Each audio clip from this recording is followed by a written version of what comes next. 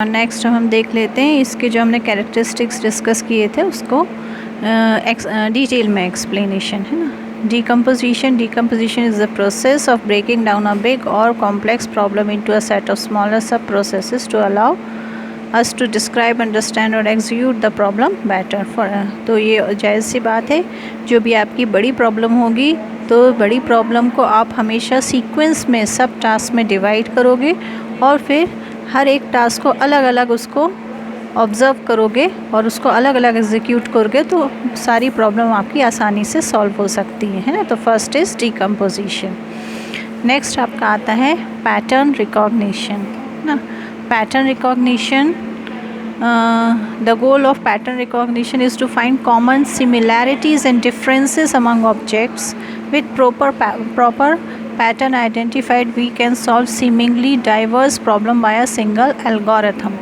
Means जब आप सब डिवाइड करोगे उस पर्टिकुलर बड़ी बिग प्रॉब्लम को पार्ट्स में डिवाइड करोगे तो उस पार्ट में डिवाइड करने के बाद फिर हम ये फाइंड आउट करेंगे कि उन सब पार्ट्स में क्या सिमिलैरिटीज़ हैं। मींस कौन सा पैटर्न किससे मैच हो रहा है, जिससे हम जो भी एल्गोरिथम यूज़ करें तो एक ही एल्गोरिथम से सेम पैटर्न वाले जो पार्ट्स हैं वो आसानी से सॉल्व हो पाए, है ना। तो कॉमन सिमिलैरिटीज़ को फाइंड आउट करता है पैटर्न रिकॉग्निशन, है ना। तो इसमें क्या है, हम ये आइडेंटिफाई करते हैं कि क्या सिमिलैरिटीज़ हैं, कॉमन डिफरेंसेस क्या हैं, है ना। मैपिंग करते हैं कि कौन सी प्रॉब्लम किससे कनेक्ट हो सकती है, ये सारी चीज़ें हैं ना। तो इसके कुछ एवरीडे एग्जांपल्स भी दिए हुए हैं, एकेडमिक एग्जांपल और साइंस और रिसर्च एग्जांपल्स दिए हुए हैं ना। जैसे फॉर एग्जांपल हम ड्राइव कर रहे हैं रोड पे और हमें switching lens promptly may cause accidents, है ना। तो सिंपली जो ड्राइवर है वो अपने पैटर्न से चलेगा कि किस ट्रैफिक से कौन सी साइड हमको लेना चाहिए जिससे हम प्रॉपरली कौन सा लेंस स्विच करना चाहिए जिससे हम प्रॉपरली डेस्टिनेशन तक पहुंच पाएँ, है ना, जो उसके लिए कंफर्टेबल हो। तो इसके कुछ रियल लाइफ एग्जांपल्स भी दिए हुए हैं। Next is abstraction. एब्स्ट्रैक्शन और data abstraction refers to focusing on information relevant to a context और problem. Context means problem and suppressing other details, है ना। तो जो ज़रूरी डेटा है, जो भी प्रॉब्लम है हमारे सामने, उसका जो ज़रूरी डेटा है हम सिर्फ उसी पे वर्क करें और जो अननेसेसरी डेटा है जिसकी ज़रूरत नहीं है हमें उसको हम अवॉइड करें, है ना। तो that is called abstraction. For example इसमें एक एग्जांपल दिया है बहुत अच्छा कि अगर जैसे एक ड्राइंग टीचर है ना।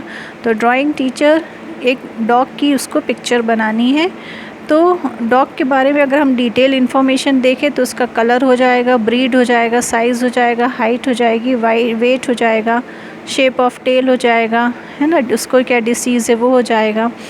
तो ये सारी चीज़ें उसकी इन्फॉर्मेशन इस डॉग की। बट एक ड्राइंग टीचर को क्या है, उसकी सिर्फ पेंटिंग बनानी है, तो उसको क्या ज़रूरी है, उसको इन सारी इन्फॉर्मेशन में से उसको इस इन्फॉर्मेशन की ज़रूरत नहीं है कि वो किस ब्रीड का है, उसका वेट कितना है, उसको क्या डिसीज़ है ना। उसको क्या चाहिए, सिर्फ कलर चाहिए, साइज़ चाहिए, हाइट चाहिए, है ना, शेप ऑफ टेल क्या है वो चाहिए, और जिसको लेकर इतनी इन्फॉर्मेशन लेके वो पर्टिकुलर ड्राइंग ड्रॉ कर सकती है ना। तो पर्टिकुलर प्रॉब्लम की उतनी इन्फॉर्मेशन हम लें और उसी पे वर्क करें और अदर इन्फॉर्मेशन जो हमारे लिए ज़रूरी नहीं है उसको हम छोड़ दें। That is called abstraction. Abstraction के अंदर ही आता है जनरलाइजेशन। तो generalisation refers to identifying common और shared characteristics between two domains of problem such that models और solution of one could be adopted और अप्लाइड टू द अदर।